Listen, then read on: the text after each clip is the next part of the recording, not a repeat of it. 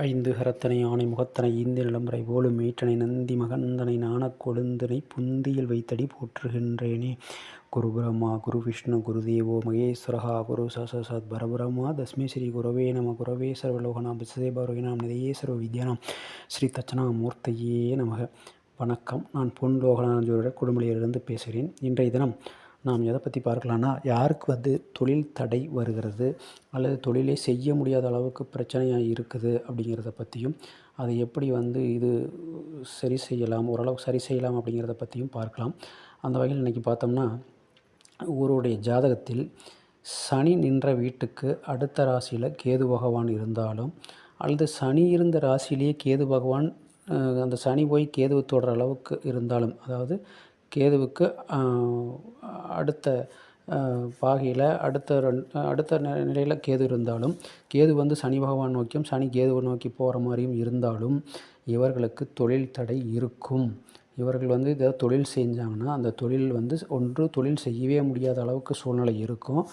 அப்படி இல்லைன்னா தொழில் செஞ்சாங்கன்னா அந்த தொழிலில் ஏகப்பட்ட தடைகள் வந்துக்கிட்டே இருக்கும். அதை முழுமையாக செய்ய முடியாத அளவுக்கு அவர்களுக்கு ஏகப்பட்ட பிரச்சனைகள் இருக்கும். எனவே இந்த மாதிரியான அமைப்பு உள்ளவர்கள் முடிந்த வரைக்கும் தொழில் தொடங்குறதை விட்டுட்டு வேலைக்கு போகிறது பெட்டர். ஏன்னா அவங்களுக்கு தொழில் தடைங்கிறது விதி, அதனால் அது ஒன்றும் செய்ய முடியாது.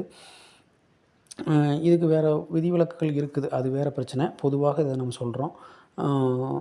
வேறு குரு பார்வை இதெல்லாம் இருக்கான்னு பார்க்கணும். அந்த மாதிரி இருந்தால் கொஞ்சம் ஓரளவுக்கு அதை சால்வ் பண்ணலாம். ஆனால் இதெல்லாம் குரு பார்வை இல்லை, எதுவுமே இல்லை அப்படிங்கிற சூழ்நிலையில் தான் நம்ம இதை பற்றி பேசுகிறோம். அப்படியான சூழ்நிலை இருக்கும்போது இது அவங்களுக்கு நிரந்தர தொழில் தடைவே கொடுக்கக்கூடிய வாய்ப்பு இருக்கிறது. அதனால் முடிந்த வரைக்கும் இவங்க தொழில் தொடங்காமல் வேலைக்கு போகிறது சிறப்பு.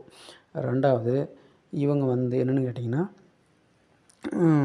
தொழில் தொடங்கி இவங்களுக்கு நஷ்டமாகாமல் இருக்கிறதுக்கு, அப்படி இல்லை நான் தொழில் தான் பண்ணணும் அப்படிங்கிற சூழ்நிலையில் இருக்கிறவங்க என்ன பண்ணணும்னா, அதாவது அன்றாடம் வருமானம் வரக்கூடிய தொழில்கள் அன்னைக்கு வாங்கி அன்னைக்கு சேல்ஸ் பண்ணக்கூடிய தொழில்களை பண்ணலாம். அதாவது என்னென்னு கேட்டிங்கன்னா, இந்த காய்கறி வியாபாரம், கசாப்பு கடை, இந்த மாதிரியான ஒரு மெழுகுவர்த்தி, பத்தி வியாபாரம், இந்த மாதிரியான தொழில்களை பண்ணும்போது அது அன்னைக்கு லாபங்கிறது அன்னைக்கூட போயிடும், லாப நஷ்டங்கிறது. அதனால் அது பெரிய ஒரு இதை கொடுக்காது, பெரிய ஒரு நஷ்டத்தை ஏற்படுத்தாது.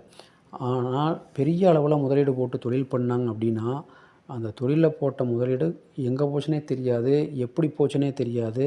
அதை நீங்கள் எந்த ரூபத்தில் அந்த தொழில் போட்ட முதலீடு போச்சுன்னே கண்டுபிடிக்க முடியாது. அந்த மாதிரியான இது, ஏன்னா கேதுங்கிறதுனால அதை கண்டுபிடிக்க முடியாத ஒரு இடத்துக்கு அந்த முதலீடு போயிடும். நல்லா தான் போய்கிட்டு இருந்தது, எல்லாம் தான் பண்ணிகிட்டு இருந்தோம் அப்படிங்கிற மாதிரி தான் இருக்குமே ஒழிய, இவங்க அதில் தொழிலிருந்து எதையும் வெளியில் எடுக்க முடியாது.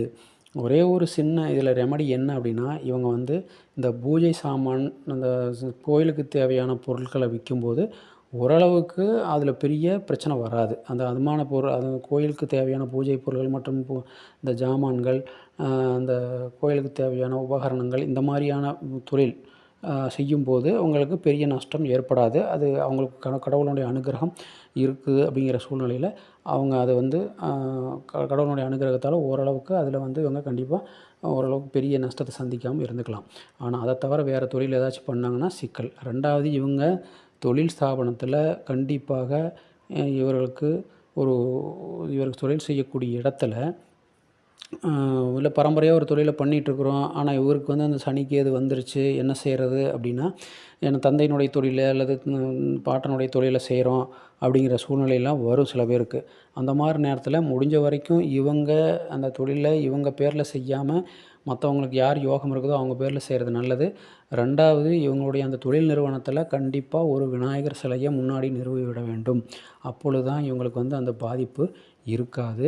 ரெண்டாவது, இந்த மாதிரியான வேறு வழி இல்லாமல் செஞ்சுக்கிட்டு இருக்கிறவங்க கண்டிப்பாக பிள்ளையார்பட்டி விநாயகர் கோயிலுக்கு வருடம் ஒரு முறை சென்று வர வேண்டும். அல்லது எப்பப்போ நேரம் கிடைக்குதோ அப்பப்போலாம் போய் அங்கேருந்து அந்த விபூதி பிரசாதம் வாங்கிட்டு அந்த கோயிலில் வச்சுக்கிட்டு தினம் அதை நெற்றியில் தரித்து கொள்ள வேண்டும், அந்த விபூதியை தரித்து கொள்ள வேண்டும். இது முக்கியமாக செய்ய வேண்டிய ஒரு விஷயம்.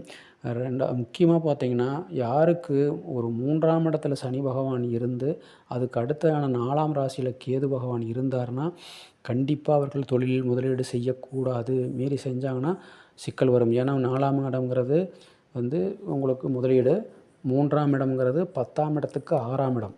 அதை நம்ம நல்லா புரிஞ்சுக்கணும். 10ஆம் இடத்துக்கு 6ஆம் இடம். அதனால் தொழிலில் கொண்டு போய் முதலீட போட்டாங்கன்னா, அந்த முதலீடு வந்து தொழில் செய்கிறதே தவிர தொழிலில் முதலீடு போட்டாங்கன்னா கண்டிப்பாக அது காணாமல் போயிடும். எனவே இது வந்து இவங்களுக்கு இதுதான் பரிகாரம். ஒரே ஒரு பரிகாரம் விநாயகர் வழிபாடு ஒன்று தான் இவர்களுக்கு மிகச்சிறந்த பரிகாரம்.